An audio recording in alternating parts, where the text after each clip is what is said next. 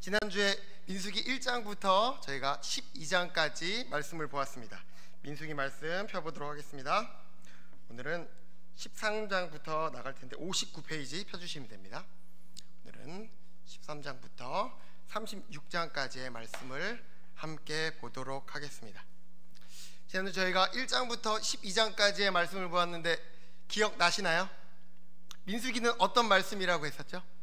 이스라엘 백성들, 전쟁에 나갈 수 있는 20세 이상의 남자들을 계수했다고 합니다.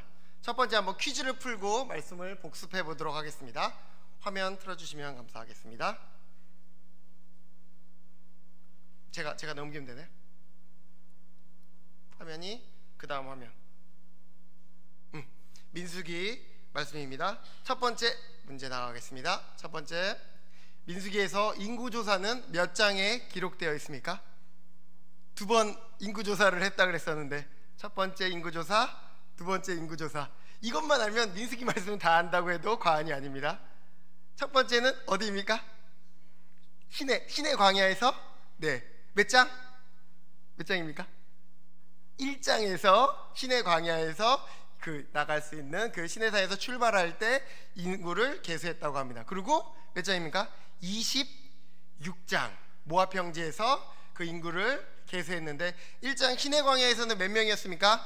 60만 3,550명입니다. 거기다 잠깐 적어주시면 좋습니다. 1장에서 시내 광야에서 60만 3,550명이었었고, 또 26장 시내 광야에서 40년을 방황하다가 이제 가나안 땅을 향해서 나아가기 전에 모압 평지에서 있었을 때는 60만 1,730명이라는 것입니다.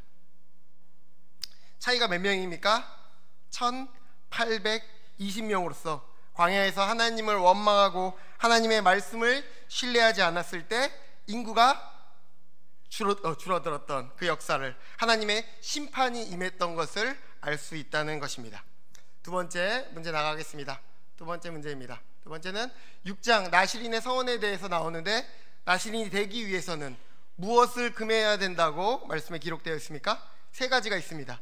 사사기 말씀에도 있는데, 첫 번째는 포도주와 독주를 멀리한다. 두 번째는 머리에 삭도를 대지 않는다. 시체를 만지지 않는다는 것처럼 하나님께 서원하는 그 광야 1세대 백성들에게 하나님께 헌신하고 서원하는 인생을 살아가라고 말씀하셨던 것입니다. 우리도 하나님께 나의 삶을 드리면서 나실인과 같이 구별된 삶 살아가는 우리 모두가 되기를 간절히 소망합니다. 그리고 저번주 말씀 가운데 가장 은혜가 되었던 말씀이 무엇입니까? 같이 6장에 또 나와 있는데, 누구의 축복이 기록되어 있었습니까? 6장 말씀 보면 제사장의 축복이 기록되어 있었습니다. 그 축복이 나에게 임하기를 한 번 더 고백하면서 민수기 말씀을 시작하도록 하겠습니다. 민수기 6장 24절에서 26절 말씀, 가슴에 손을 얹고 하나님의 축복이 나에게 임할 수 있도록, 우리 교회 가운데 임할 수 있도록 도와주시옵소서. 함께 고백하겠습니다. 여호와는 내게 복을 주시고 너를 지키시기를 원하며, 여호와는 그의 얼굴을 내게 비추사 은혜 베푸시기를 원하며, 여호와는 그 얼굴을 내게로 향하여 드사 평강 주시기를 원하노라 할지니라 하라. 아멘. 하나님의 축복이 우리 삶 가운데 가득 넘치기를 간절히 소망합니다. 아멘. 오늘 말씀은 민수기 13장부터 36장까지의 말씀을 보도록 하겠습니다. 13장 말씀은 어떤 말씀입니까? 우리가 너무나도 잘 알고 있는 가데스 바네아 12 정탐꾼 사건입니다. 제가 저번에 말했던 것처럼 민수기는 세 가지의 지역만 기억하면 됩니다. 시내 광야에서 출발한 그 지점과 중간에 정탐꾼을 보냈던 가데스 바네아를 기억하고, 방황하다가 마지막에 모압 평지에 이르는 그 말씀, 그 지도를 상상하면서 말씀을 보면 됩니다.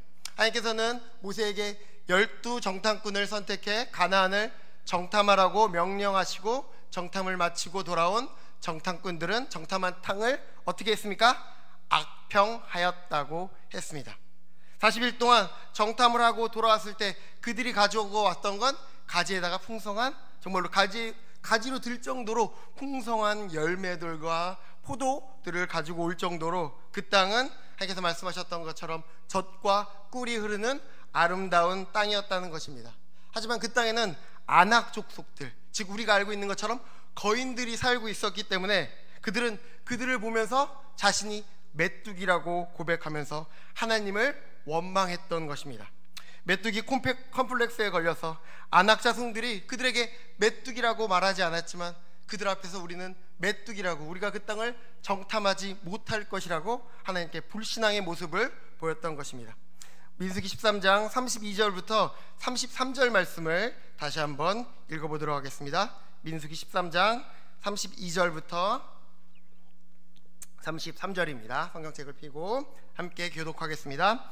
이스라엘 자손 앞에서 그 정탐한 땅을 악평하여 이르되 우리가 두루 다니며 정탐한 땅은 삼킬 땅이요 거기서 본 모든 백성은 신장이 거대한 자들이며 거기서 네피림 후손인 아낙 자손의 거인들을 보았나니 우리는 스스로 보기에 메뚜기 같으니 그들이 보기에도 그와 같을 것이니라. 이 말씀을 보며 우리가 배워야 할 점은 환경과 상황에 초점을 맞출 때 우리는 두려울 수 있지만 우리가 하나님께 초점을 맞추게 되었을 때 우리는 담대할 수 있다는 것입니다. 우리가 어디에 초점을 맞추며 살아가야겠습니까? 우리 앞에 있는 상황을 바라보는 것이 아니라 우리는 믿음의 눈으로 하나님의 나라를 바라보며 하나님의 믿음을 가지고 나아가야 된다는 것입니다. 비행기를 탈 때 모든 사람들이 두려워하는 것이 무엇입니까? 날씨가 맑기를 기대한다는 것입니다. 왜냐하면 비가 내리면은 그 기상이 너무나도 어둡고 안개가 있고 비와 눈이 내리기 때문에 그 가운데서 하늘에서 비행기가 잘 날 수 없기 때문입니다. 하지만 비행을 많이 해본 사람들, 비행기를 많이 타본 사람들은 어떻게 됩니까? 구름 위에 올라가면 다시 날씨가 맑게 되는 것을 잘 안다는 것입니다. 날씨가 맑아지듯이 구름 위로 올라가면은 그 구름의 영향을 받지 않는 것처럼 우리는 우리 눈앞에 있는 상황과 환경을 바라보는 것이 아니라 구름 뒤에 있는 영원한 하나님의 나라를 바라보며 나아갈 때 우리 가운데 축복과 은혜가 넘쳐날 것을 믿습니다. 정탐꾼들은 부정적인 보고를 하고 백성들의 마음을 동요하여 절망과 원망을 초래하였습니다. 이 모습을 보며 하나님께서는 이렇게 말씀하셨습니다.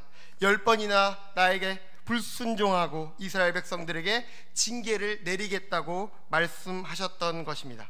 민수기 14장 22절과 23절 말씀을 한 번 더 읽어보도록 하겠습니다.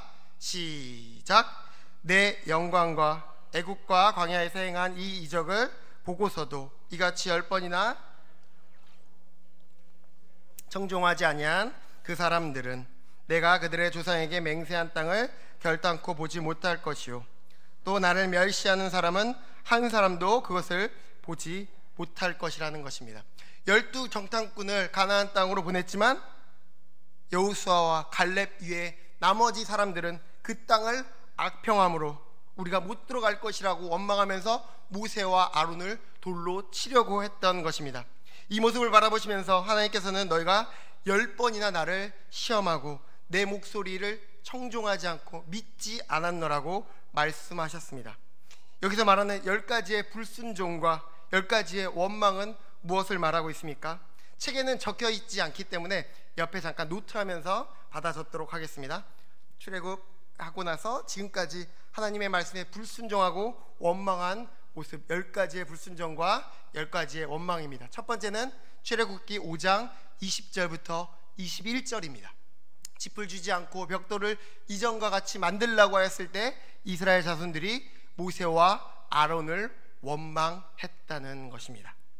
두 번째는 어떤 사건입니까? 출애굽기 14장 10절부터 12절 홍해 앞에서 애굽 사람들이 그 뒤를 쫓을 때 두려워하면서 모세를 원망하였습니다.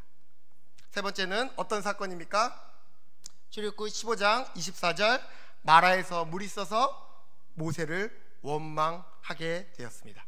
네 번째는 출애굽기 16장 2절부터 3절 신광야에서 애굽에 배불리 먹었던 때를 회상하면서 모세와 아론을 원망하였습니다. 다섯 번째 출애굽기 16장 20절 16절 23절 만나를 아침까지 남겨두지 말라고 했는데 하나님의 말씀에 불순종하였고 일곱째 날에도 만나가 없는데 그 가운데 거두로 나아갔다는 것입니다. 여섯 번째는 어떤 사건입니까?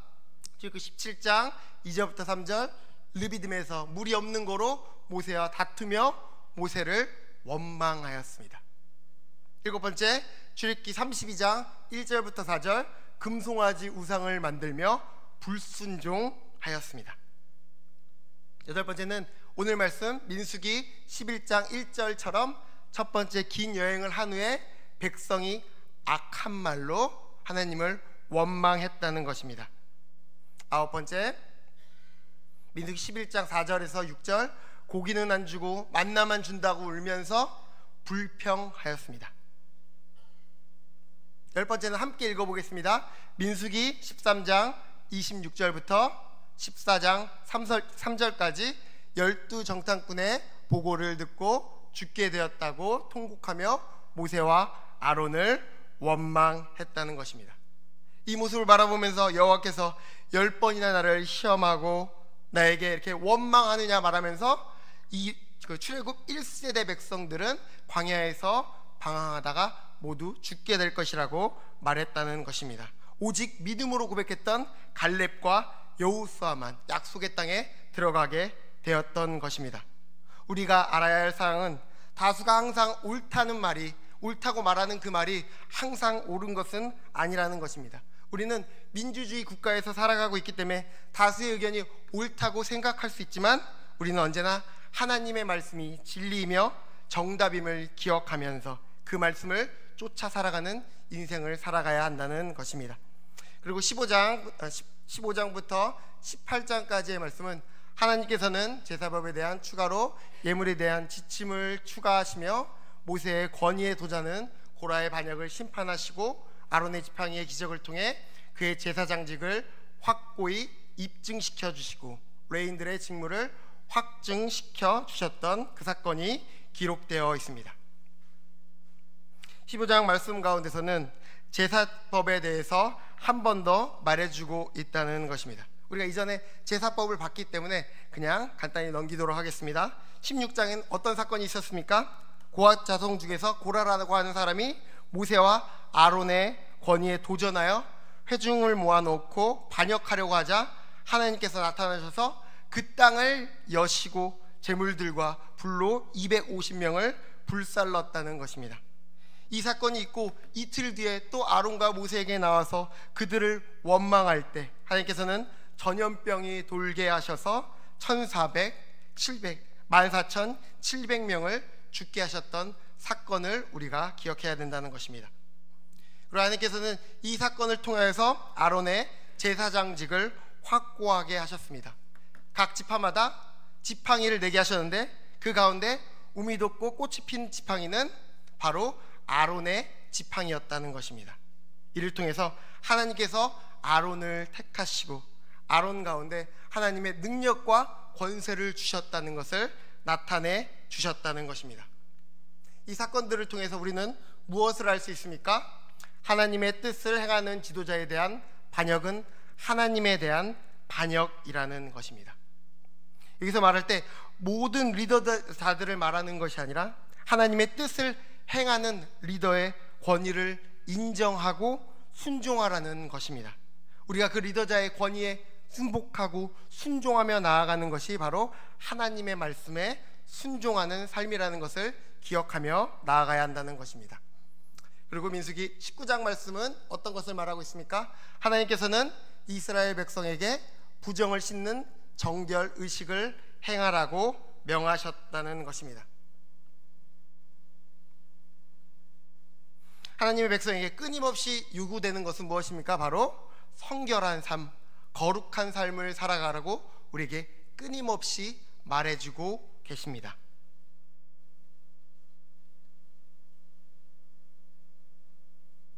그리고 민수기 20장 말씀, 이스라엘 백성은 물이 없어서 모세에게 원망을 하고 모세는 분노하여 반석을 친 사건이 나옵니다. 모세는 그 불신으로 인하여 하나님께서 인도하시는 땅에 들어가지 못하는 벌을 받고 아론은 죽게 되었다는 것입니다. 그들이 긴 여정 가운데 여행을 하고 물이 없어서 또 하나님을 원망하고 모세와 아론을 원망할 때, 그때 모세가 하나님께 기도했을 때 하나님께서 어떻게 하셨습니까? 반석을 치라고 말씀하신 것이 아니라 반석에게 명하였을 때 그 가운데 물이 날 것이라고 말했지만 모세는 그 말씀에 온전히 순종하지 못하였던 것입니다. 이 모습을 보면서 하나님께서는 민수기 20장 12절 모세에게 이렇게 말씀하셨습니다. 함께 민수기 20장 12절 말씀을 다시 한번 읽어보겠습니다. 모세와 아론에게 이르시되 너희가 나를 믿지 아니하고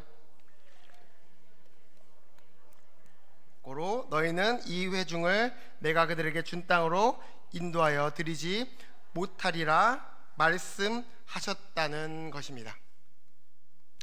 하나님께서는 모세와 아론이 그들의 불신으로 인하여 하나님의 거룩함을 나타내지 못하였을 때 그로 인한 징계를 통하여 아론은 죽게 될 것이고 모세는 약속의 땅에 들어가지 못하게 되었다는 것입니다.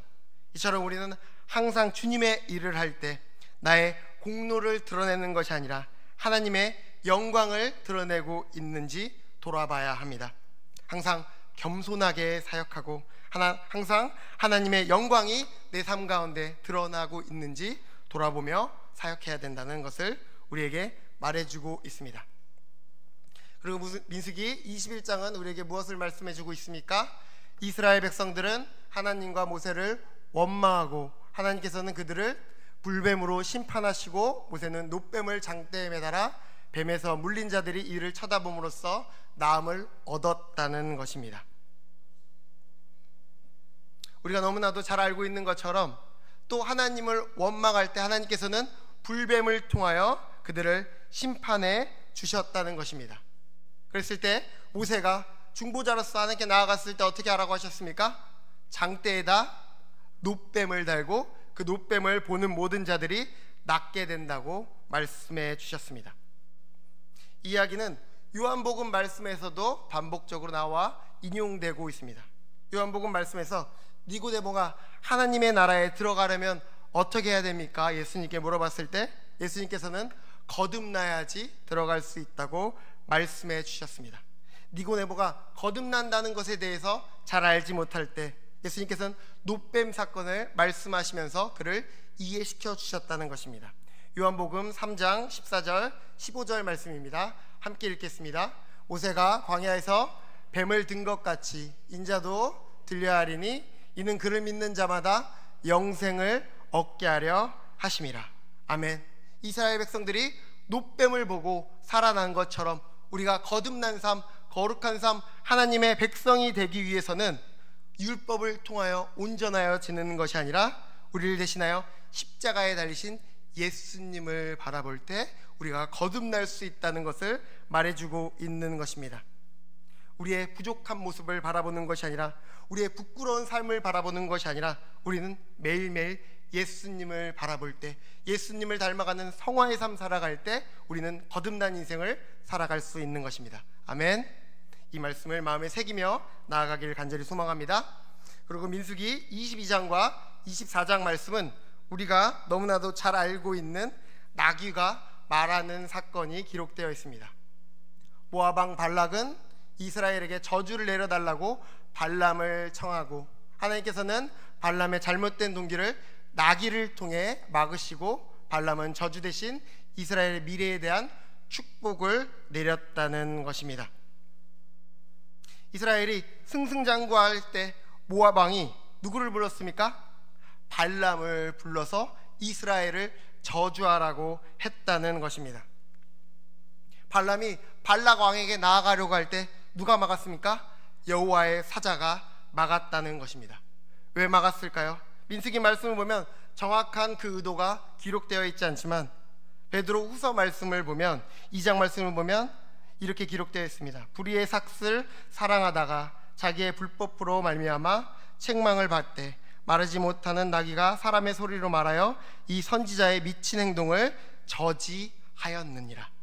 발람의 마음 가운데 불의의 삭슬 사랑하는 그 마음이 있을 때 발람이 그를 돈으로 매수하였을 때 그가 이스라엘을 저주하려고 나아갔다는 것입니다. 그랬을 때 하나님께서는 그 길을 여호와의 사자를 통하여 막으시고 나귀가 말을 했다고 합니다. 어떤 말을 했습니까? 왜 때려? 더 이상 나 때리지 말라는 그 말씀이 민수기 22장 27절에서 32절 말씀 가운데 기록되어 있습니다. 너무나도 재미있는 말씀이니까 한 번 더 좀 길지만 같이 한번 읽어보도록 하겠습니다. 22장 27절에서 32절입니다. 시작. 나귀가 여호와의 사자를 보고 발람 밑에 엎드리니 발람이 노하여 나귀 입을 여시니 발람에게 이르되 내가 당신에게 무엇을 하였기에 나를 이같이 3번을 때리느냐. 발람이 나귀에게 말하되 내가 나를 거역하기 때문이니 내 손에 칼이 있었다면 곧 너를 죽였으리라. 나귀가 발람에게 이르되 나는 당신이 오늘까지 당신의 일생 동안 탄 나귀가 아니냐. 내가 언제 당신에게 이같이 하는 버릇을 있었더냐. 그가 말하되 없었느니라. 그때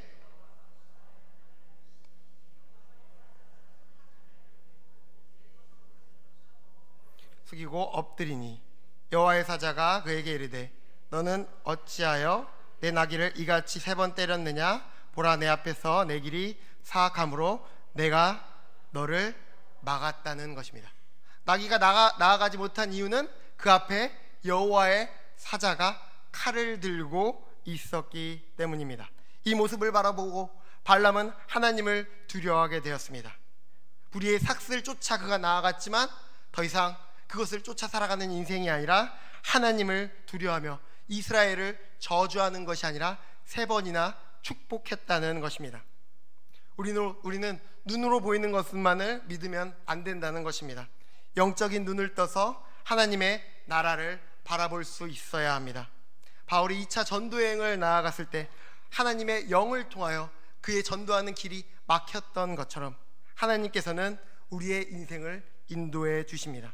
우리의 눈으로 보이진 않지만 성령님께서 우리의 길을, 우리의 인생을 인도해 주고 계신다는 것입니다.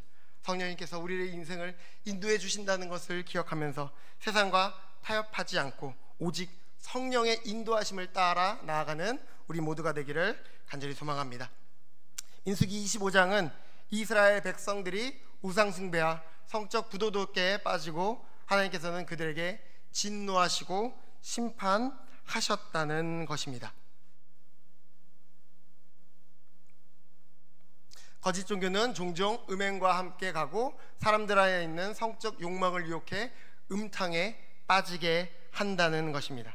그들은 모압 여인들과 성적 부도덕에 빠져서 바알부울이라는 신을 섬겼다는 것입니다.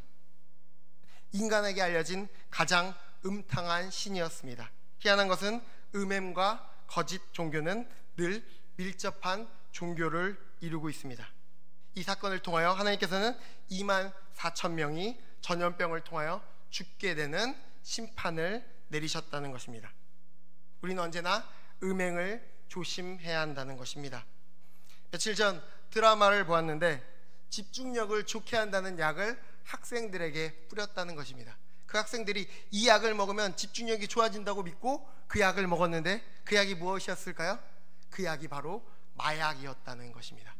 자신도 모르게 그 마약에 빠져서 그 약을 먹지 않으면 공부가 되지 않고 그 마약에 중독되었다는 그 내용의 스토리의 드라마였다는 것입니다. 하나님께서는 우리에게 아름다운 성을 주셨지만 마약과 같이 우리는 그 성에 중독될 수 있기 때문에 우리는 항상 조심해야 합니다. 우리가 자동차가 너무 편리하기 때문에 자동차를 막 좋아하지만 우리가 그 자동차를 몰 때 조심해야 하는 것처럼 우리는 언제나 그 음행을 멀리하고 우리의 영혼이 깨어있어서 쾌락가 중독되어 있지는 않는지 항상 점검하는 삶을 살아가야 한다는 것입니다. 우리가 잘 알고 있듯이 JMS 정명석이 여자 2,000명과 관계를 맺었다고 합니다. 제 머리로는 도저히 이해가 되지 않습니다. 왜 그러냐면 결혼을 하고 한 여자도 사랑하기에 너무나도 힘든데 어떻게 2,000명의 여자를 사랑할 수 있을까? 이 모습을 보면서 정말 그 사람은 대단한 사람이라는 생각을 하게 되었습니다. 우스갯소리이지만 우리는 항상 성적인 위험에 노출되어 있기 때문에 항상 영적으로 깨어서 그 성적인 유혹에서 항상 우리가 깨어서 승리하는 삶을 살아가는 우리 모두가 되기를 간절히 바랍니다. 이제는 신세대에 대한 이야기를 담고 있습니다. 신세대의 준비에 대해서 민수기 26장부터 12장까지 우리에게 말해주고 있습니다. 첫 번째는 하나님께서는 이스라엘의 신세대를 위한 인구조사를 명령하시고 모세의 후계자로 여호수아를 세워주셨다는 것입니다. 26장에 2차 인구조사가 있었는데 그 계수한 그 인구가 60만 1730명이었다는 것입니다. 왜 이렇게 인구가 줄었을까요? 하나님의 말씀에 불순종하고 하나님을 원망하였을 때 하나님께서 그 백성들 가운데 많은 심판의 사건을 보여주셨다는 것입니다. 이 말씀을 통하여 하나님에 대한 말씀에 대한 불순종은 대가가 치른다는 것을 우리는 알아야 한다는 것입니다. 그리고 27장 말씀을 보면 모세가 여호수아에게 그를 영적인 리더자로서 이스라엘의 리더자로 세워주는 말씀이 나옵니다. 민수기 27장 22절에서 23절 말씀 같이 한번 읽어보겠습니다. 시작. 모세가 여호수아를 데려다가 제사장 엘르아살과 온 회중 앞에 세우고 그를 안수하여 위탁하되 여호와께서 모세에게 명령하신 대로 하였다는 것입니다. 모세는 무리바 사건을 통하여서 하나님께서 반석을 향하여 외치라고 말씀하셨는데 그가 2번 반석을 쳤을 때 그는 약속의 땅에 들어가지 못했습니다. 모세 입장에서는 약속의 땅에 들어가지 못하는 것이 억울할 수도 있지만 그는 하나님 말씀에 순종하면서 여호수아를 축복해 주고 있습니다. 우리도 다음 세대들을 세워주고 축복해 주어야 한다는 것입니다. 우리 교회가 리모델링 하는 이유는 교회의 미래를 위한 투자일 뿐더러 다음 세대들을 위한 지원과 관심과 축복이 함께 가야 한다는 것입니다. 우리가 그 다음 세대들을 위하여 지원해주고 관심 가져주고 그들을 축복해 줄 때 수유중앙교회 다음 세대들이 이 시대를 이끌어갈 리더자로 세워지게 될 것입니다. 이제 하나님께서는 모세에게 제사와 절기에 대해서 관한 규례와 이스라엘에게 명령하라고 민수기 28장부터 29장까지 말씀해 주고 있습니다. 그들에게 제사와 안식일과 유월절과 칠칠절, 나팔절, 속죄일, 장막절들, 오제사, 칠절기에 대해서 다시금 그 새로운 그 신세대들에게 말해주라고 말씀해주고 있는 것입니다. 왜 반복적으로 이 말씀이 기록되어 있습니까? 그 교훈은 하나님과의 올바른 관계를 유지하는 가장 좋은 방법은 그분에 대한 신실한 예배와 그분과의 날마다의 동행이라는 것을 말해주고 있는 것입니다. 우리 교회 안에서 다음 세대를 세워가기 위해서는 그들에게 가르쳐야 할 첫 번째는 하나님의 말씀을 가르치는 것이며 하나님께 바르게 예배하는 모습을 가르치는 것입니다. 우리가 그렇게 가르칠 때 다음 세대들이 이 땅 가운데 영적인 리더다로 세워지게 될 것입니다. 그리고 이 세대들에게 헌신할 수 있는 기회를 주고 미디안 족속에 대한 복수를 진행하라고 말씀해 주고 있습니다. 미디안 족속은 발람의 사악한 흉계를 통해 이스라엘을 바알 숭배에 빠지도록 유혹했다고 합니다. 그들은 하나님의 신성과 명예를 침범한 것입니다. 하나님께서는 이 모든 것을 심판하시고 전쟁에서 승리케 하심을 볼 수 있습니다. 그리고 오늘 민수기 마지막 말씀을 보면 33장과 36장은 신세대에 대한 경고와 격려의 말씀이 기록되어 있습니다. 모세가 하나님의 명령대로 그 노정을 따라 행진한 것을 기록하고 있습니다. 민수기 33장은 이스라엘이 첫 유월절을 지내고 다음날 애굽을 떠나 긴 여정을 거쳐서 요단강 건너편 모압 평지까지 이르게 되는 여정을 자세하게 기록하고 있습니다. 그들이 믿음으로 고백했다면 그 여정을 11일 만에 갈 수 있었지만 그들이 믿음으로 하나님을 바라보지 않았을 때 40년 동안 하나님 앞에서 방황했다는 것을 말해주고 있는 것입니다. 그리고 여러 가지의 말씀을 통하여서 하나님께서는 우리가 하나님에 대한 신실하지 못해도 여전히 우리에 대한 하나님의 신실하심을 우리에게 나타내주고 있다고 이 말씀은 우리에게 말해주고 있습니다. 그리고 뒤에 말씀은 모세의 약속의 땅에 들기 위한 지침으로서 정복과 유업에 관한 메시지가 34장부터 36장까지 기록되어 있습니다. 모세는 약속의 땅에 들어가기 위한 지침과 정복과 유업에 관한 메시지를 마지막으로 전해주고 있습니다. 모세는 가나안 땅에 정복할 것을 명령하고 각 지파에게 할당될 가나안 땅의 경계를 나누고 땅을 분배해 주며, 그리고 레위 지파에게 독자적인 땅을 할당받지 못한 그 땅 가운데서 특별한 성과 도피성을 할당해 주고 있다는 것입니다. 도피성은 무엇을 의미합니까?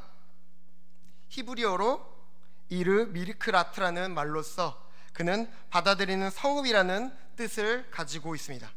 부지 중에 살인하는 사람들이 받아들여 그에게 안전을 보장해주는 성읍, 그것을 바로 도피성이라고 했다는 것입니다. 요단 동편에 3개의 성이 있었으며 서편에 3개의 성이 있었습니다. 가나안 땅에서 그들이 언제든지 갈 수 있도록 50km 내에 그 성이 있었다는 것입니다.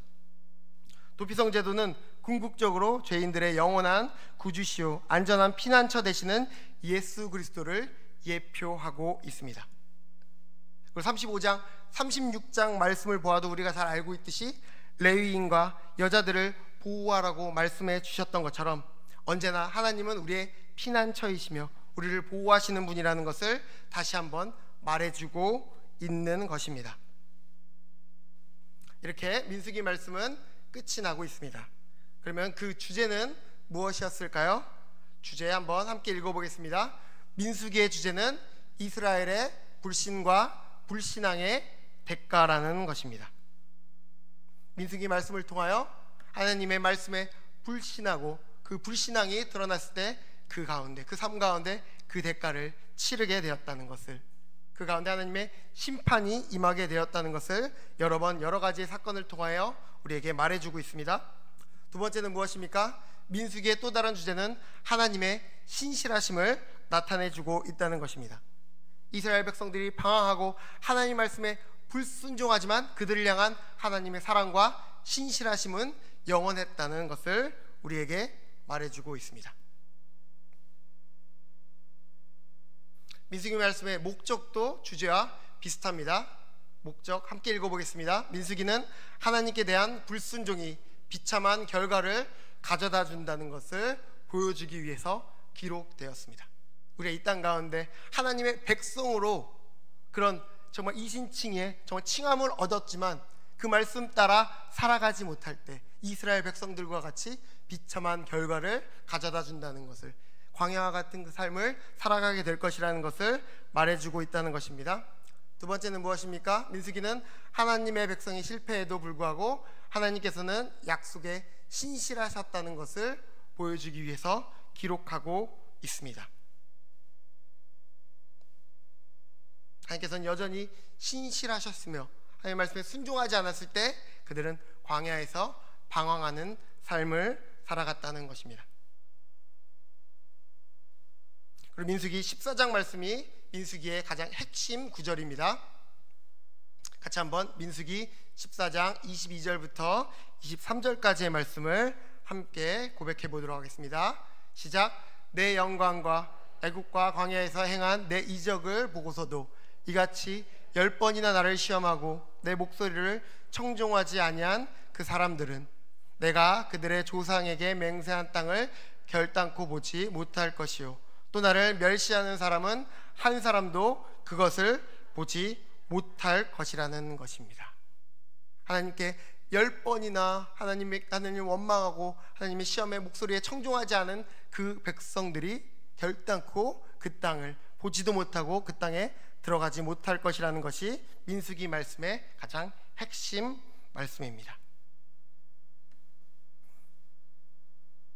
민수기 말씀을 통하여 우리 삶 가운데 적용하는 6가지를 마지막으로 나누도록 하겠습니다. 첫 번째는 과거에 베풀어 주신 은혜를 망각하지 말라는 것입니다.